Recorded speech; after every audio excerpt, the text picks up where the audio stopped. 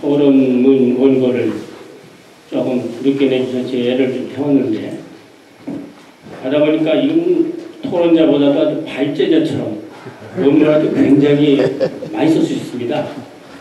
그래서 참 대단하신 분이 있다 그랬는데 오늘 좋은 말씀을 좀 해주셨는데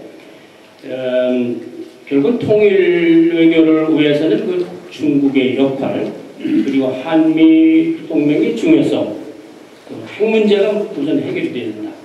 다자 통일 외교 이런 것들을 강조하셨습니다. 이렇게 하다 보니까 시간이 이제 얼마 남지 않아서 제가 죄송합니다. 다 질문 받을 수가 없습니다. 사실은 제가 우리 회원 여러분들한테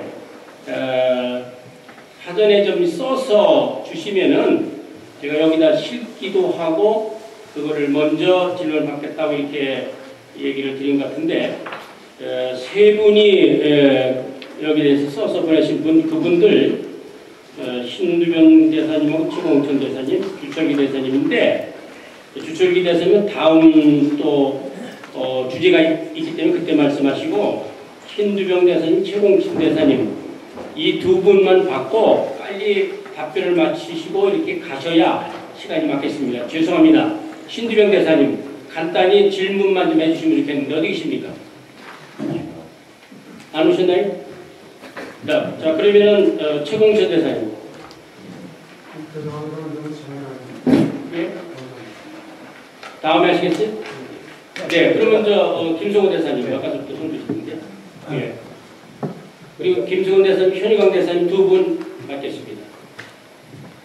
예, 제가 여러 세미나에 참석을 했습니다만은 특히 오늘 문영강 교수님께서 통일에 관한 말씀은 사실상 아까 토론자가 말씀하셨던 것처럼 우리 통일에 관한 하나의 매뉴얼이라고도 할 수 있을 정도로 완벽하게 쓰여져 있습니다. 그럼에도 불구하고 제가 유감스럽게 생각하는 것은 원론적인 말씀을 많이 말씀을 하시고 실제로 강론으로 들어가서 가장 중요하게 생각해야 될 것을 제가 여기 올 때 제일 포커스로 생각을 하고 왔습니다.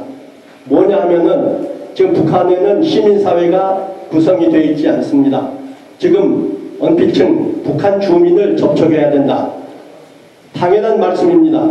우리 지금 한국 정부가 북한 정부하고만 상대해 왔지 북한 주민과는 상대를 못 해왔는데 앞으로는 마치 서독이 동독 주민을 설득했었던 것처럼 북한 주민을 설득해야 되는 것이 급선무 중에 하나고 저는 오늘 여기 오기 전에 우리 윤 교수님으로부터 여기에 대한 강론에 대한 더 자상한 말씀을 듣고 싶었는데 역시 과거에 우리 한 달 전인가 여기 박세열 교수께서 비슷한 말씀을 하셨는데 끝날 때 과연 어떻게 북한 주민을 접촉할 수 있을 것인가 하는 마지막 질문에 대해서는 미소로서만 끝나고 만 그러한 경험이 있습니다.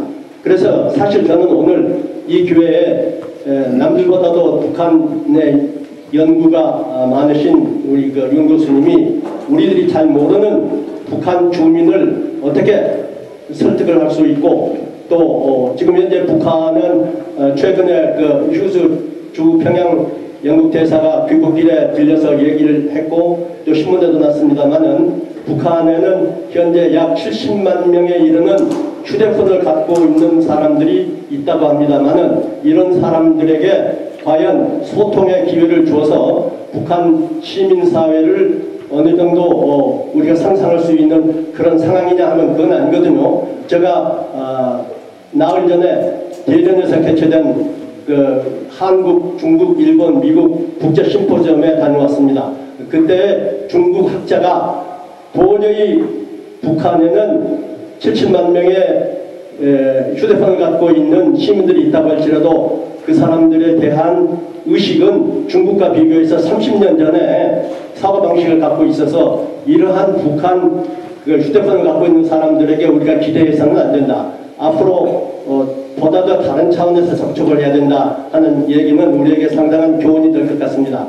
지금 여러 토론자와 발제자들이 말씀하셨습니다만은 제가 보기에는 특히 북한 문제에 관해서는 러시아나 중국 학자들이 상당히 톡톡 쏘는 말이 우리들에게는 도움이 될 것 같습니다. 다시 말하자면은 특히 최근에 텔레비전에서도 언급이 있었습니다만은 이현찬충 청와대 교수가 한국이 정말로 통일을 원한다면은 통일 비용을 전담할 수 있는 준비가 되어 있어야 되고, 또 미국이 이 북한과의 정상적인 관계를 맺는 것을 인정을 해야 된다고도 말씀을 했습니다.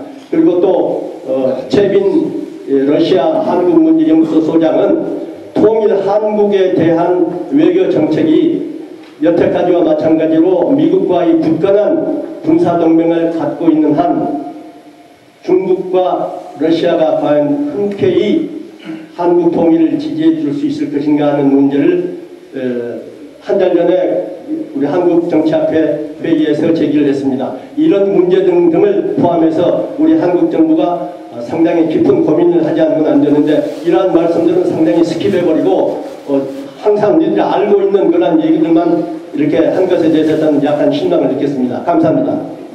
네, 현대쌤 죄송합니다.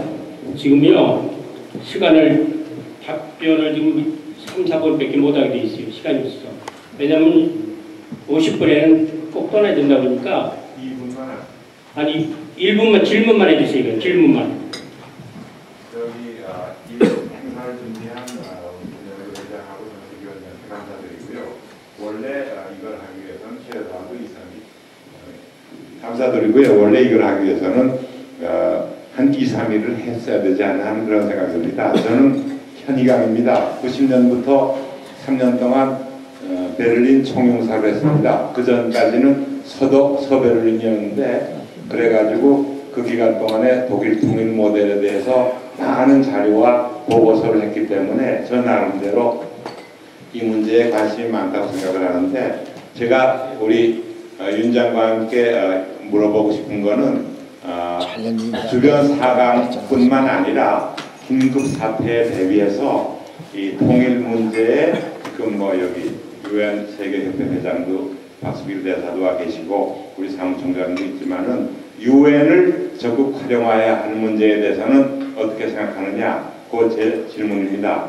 그리고 이 김영규 협회 회장 그리고 정책위원장께 이 문제에 관해서는 계속 우리가 외교협회에서 관심을 가졌습니다는 얘기입니다.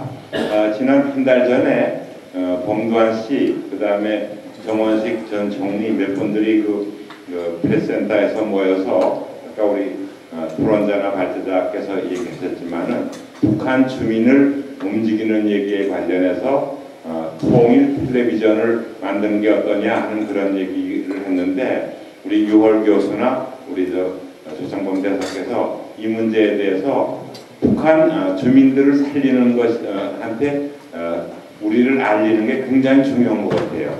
독일 내독성이 한 일이 바로 그겁니다.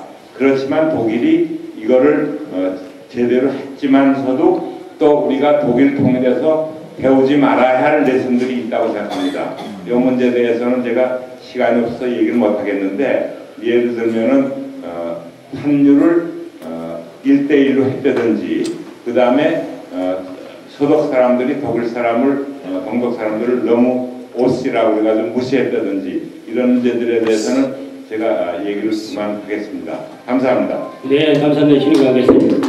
자, 이제 마지막으로 우리 발표자 윤영관 교수님한테 마이크를 드리겠습니다. 알아서 답변하십시오.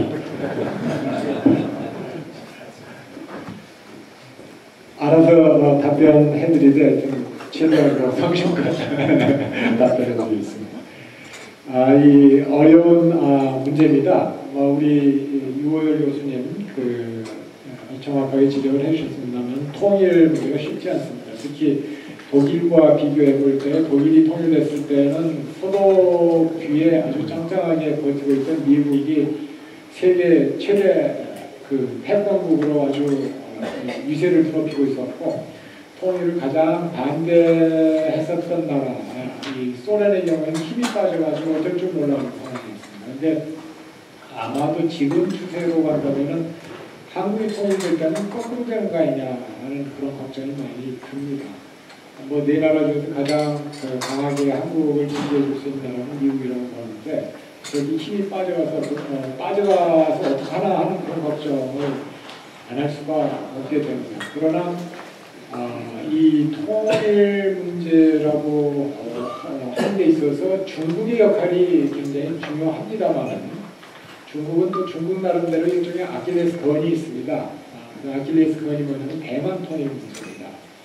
중국의 입장에서는 만약에 남한과 북한의 주민들이 서로 열망을 한다, 통일에 대해서 열망을 한다고 그러면은 아마 적나라하게 그 권력 정치적인 측면만 내세우면서 반대를 하기는 명분이 약하다고 생각을 할 겁니다. 아까 이 얘기하신 그 청와대학의 얀셰통 교수도 제가 종종 중국 가서 만납니다만 이번에 텔레비전에 나와서 하는 얘기가 그 얘기를 하거든요. 중국도 통일을 원하고 있다. 근데 왜 한국의 통일을 반대하느냐 이런 얘기를 했었습니다. 그러니까 실리 차원에서 전략적인 이해관계 차원에서 그렇게 쉽게 찬성하지는 않을 겁니다. 그러나 명분론을 가지고 우리가 생각을 한다면 같은 민족끼리 통일하는 거에 대해서 반대를 하는 명분이 약하다는 겁니다. 그렇기 때문에 제가 이 논문 발표 모두에 사람과 사람의 통합이라는 말씀을 드린 겁니다. 이 통일 문제를 우리가 전략적으로 풀어나가는 데 있어서 가장 기본 이 속된 표현을 하자면 기본 나가리라고 그러죠. 기본 나가리가 바로 사람과 사람 간의 통합입니다. 만약에 우리가 북한 주민들의 마음을 사가지고 정권이 아니라 북한 주민들의 마음을 사가지고 어떤 일단 유사시에 우리는 무슨 일이 있어도 남쪽과 통일을 해야 되겠다라는 식으로 나오게 만들 수만 있다면 주변 강대국들 특히 중국의 반대 그렇게 심하게 할 수 있는 명분이 없다고 봅니다. 근데 사실 그런 부분은 우리가 안 하고 있거든요. 아까 김 대사님께서 구체적인 강론을 얘기 안 한다고 지적을 하셨는데 이게 강론입니다. 근데 그 강론을 안 해온 겁니다. 우리 중에 얼마나 많은 국민들이 북한을 이해하기 위해서 2만 명 북한 이탈 주민에 대해서 관심을 가지고 있나요? 많은 북한 이탈 주민들이 절망을 하고 있고 영국으로 간다, 미국으로 간다 나가고 있습니다. 관심 없거든요. 그러면서 통일을 외치는 거거든요. 우리가 이런 일종의 어떤 모순된 자기 모순의 모습을 우리가 이제 안 보여야 되는 거 아니냐. 그런 맥락에서 우리가 북한 주민들을 진정으로 어떤 의미에서는 위하는 그냥 그 사람들을 그 선무공작을 해가지고 빨리 혁명을 해서 정권을 물리치게끔 만드는 그런 의미의 대북한 주민 저쪽이 아니라 그렇게 섣불리 성급하게 생각하지 말고 그 사람들의 삶을 정말로 위하는 길이 뭐가 있느냐 이걸 우리가 생각해 봐야 된다고 봅니다. 그 중에 하나가 인도주의적인 지원의 문제입니다. 영유아들이 굶어 죽어가지고 요즘에 탈북 주민들 가르치는 청년들 가르치는 대안학교 교사들 만나면요 무슨 얘기를 하냐면 요즘에 오는 애들은 지능이 떨어진다고 합니다. 옛날보다. 근데 걔들이 무슨 죄가 있습니까? 아무리 연평도로 공격했고 했지만은 걔들 영유아들이 먹을 수 있고 군대로 전형이 될 수 없도록 그걸 가공을 해가지고 영유아 이유식을 보내주면 되지 않겠습니까? 근데 그런 거 안 해요. 만약에 모니터링이 철저하게 돼서 우리가 지원하는 품목이 WFP에서 그렇게 하고 있으니까 다른 나라들은 그 기준에 맞춰가지고 북한에 요구해서 북한 당국이 받아들이겠다 그러면 그거 안 보내줄 이유가 어디에 있겠습니까? 근데 저는 그런 식으로 실리적으로 프래그매틱하게 통일 문제를 접근을 하는 것이 아니고 국내 정치적인 좌냐 우냐의 이념 갈등에 우리의 이 사고가 상당히 영향을 받고 있기 때문에 그런 프래그매틱한 어떤 어프로치가 힘들어지는 거 아니냐 하는 그런 생각을 하고 있는 겁니다. 의료 지원도 마찬가지입니다. 의료 지원 약이 없어가지고 죽어가는데 이거를 우리가 지원할 수가 없을까? 아니요. 저는 이런 것들은 해야 된다고 봅니다. 대신 핵 문제, 도발 문제 이런 것들에 대해서는 정부 차원에서 강경하게 나가야 되겠죠. 근데 정말로 북한 주민들과의 어떤 그 소통을 위해서 할 수 있는 일들이 뭔가 이거는 적극적으로 해나가야 되는 거 아니냐. 그래서 일종의 한반도 통일의 구심력이 강화되어야만 그걸 빼내려고 하는 국제사회의 원심력을 물리칠 수가 있는 거 아니냐 하는 그런 얘기입니다. 그래서 우리가 할 수 있는 어떤 기본 이 일들 이거를 평소부터 이렇게 강화해 나가야 된다라는 그런 말씀을 드리고자 하고 그 다음에 중러 관계 북중러 관계 말씀을 했습니다. 일종의 분업이 이루어졌다고 저는 생각을 합니다. 중국과 러시아 간에 유럽 이쪽 지역에 대해서는 중국이 러시아를 지지를 하고 동아시아 이쪽 지역에 있어서는 중국의 입장을 러시아가 지지하는 식의 일종의 분업이 이루어지고 있는 거 아니냐 그런 컨셉이 좀 있다고 봅니다. 그런데 그러한 약속이 부시 대통령처럼 일방주의적으로 나갈 경우에는 강화가 되는 거고 그렇지 않고 오바마 대통령처럼 연성 부드러운 외교를 하게 되는 경우에는 이게 달라질 거라고 봅니다. 중러 관계의 속성이. 그렇기 때문에 앞으로 중러 관계가 서로 편의의 어떤 협력을 하고 있지만은 그 틈을 비집고 갈 수 있는 어떤 그런 여지를 우리가 찾아 나서서 어떻게 해서든 러시아를 우리 쪽으로 끌어당기는 그런 노력을 해야 된다. 이게 어떤 통일에 대비한 우리 쪽의 투자가 된다. 이렇게 생각을 합니다.